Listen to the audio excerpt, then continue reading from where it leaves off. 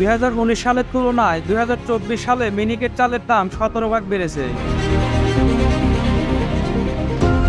একই সময়ে পাইজামের দাম বেড়েছে 15 ভাগ এবং মোটা চালের 30 ভাগ। অর্থাৎ মুনাফাখোররা সেখানে বেশি লাভ করছে। যে পণ্য গরিব ও মধ্যবিত্তরা ব্যবহার করে এবং বাজারে বেশি বিক্রি হয়, যা আন্তর্জাতিক বাজারের তুলনায় অনেক বেশি।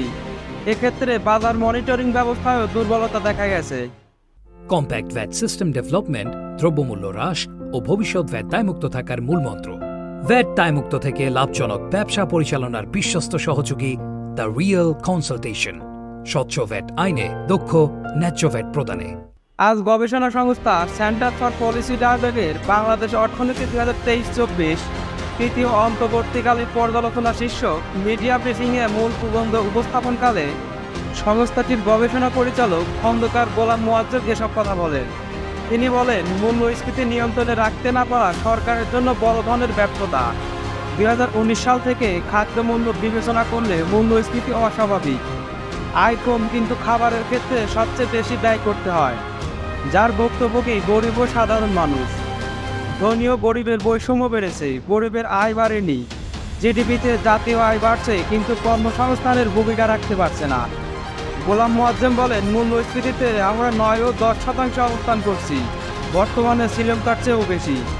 তিনি জানান, তাদের পর্যালোচনা দেখা গেছে গত 5 বছরে মসুর ডাল 95, আটা 40 থেকে 54, ময়দা 60, ছোলা সয়াবিন 84, বোতলজাত সয়াবিন 56 ও পাম অয়েলের দাম 106% বৃদ্ধি পেয়েছে। গরুর মাংসের দামও বেশি। ব্রয়লার মুরগি 60 ভাগ, চিনি 152 ভাগ, গুঁড়া দুধ 46 থেকে 80 ভাগ, পেঁয়াজ 164, রসুন 310 ও শুকনা মরিচের দাম 105 ভাগ বেড়েছে। ধনী ও গরিবের বৈষম্য বৃদ্ধি পেয়েছে উল্লেখ করে তিনি বলেন, বর্তমানে মাথাপিছু অভ্যন্তরীণ আয় $2675 মার্কিন, আর মাথাপিছু জাতীয় আয় $2784। মাথাপিছু গড় আয় যতটুকু পেয়েছি মূলত উচ্চ আয় করেন তাদের কারণে।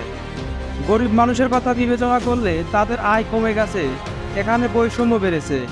তাদের উন্নতি হয়নি, বেসরকারি বিনিয়োগ দেখা যাচ্ছে না। এক্ষেত্রে সরকারের নেওয়া অতিরিক্ত ঋণ একটি বড় কারণ।